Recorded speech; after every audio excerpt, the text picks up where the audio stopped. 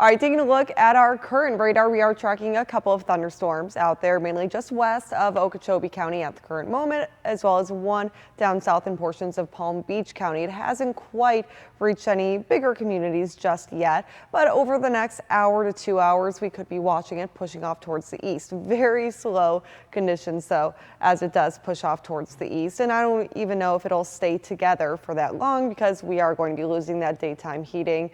Thus, it loses that thunderstorm capability. So watching for the chance to see only isolated showers later on in the early evening and then finally starting to clear out. But it did get quite hot this afternoon. Highs made it into the mid 90s for portions of Vero Beach, 92 for West Palm Beach. So regardless, a very warm day, close to records for the day.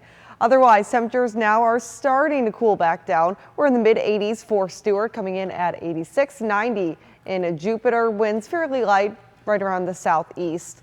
We will continue to see those temperatures dropping into the 80s over the next few hours and making their way into the upper 70s by early in the morning.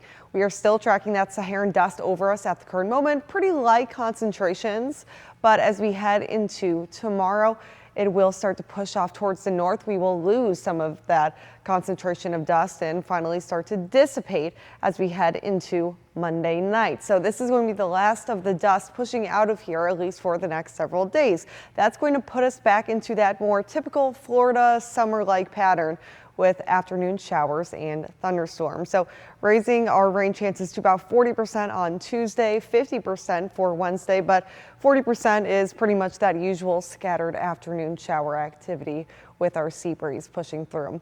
Otherwise, temperatures in the morning right around 82, about 8 a.m., making our way into the upper 80s.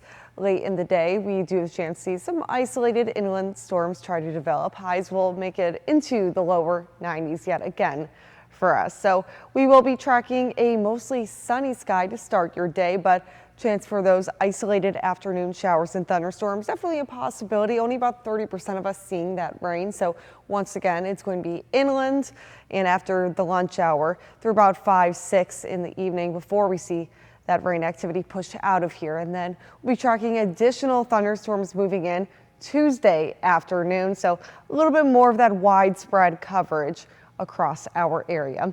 Otherwise, tonight we're looking at temperatures falling into the upper 70s and then tomorrow afternoon, lower 90s with about a 30% chance of rain for those inland thunderstorms. Highs will stay in the lower 90s for early in the week, but then we'll be tracking the upper 80s with those storms moving into the area each and every day.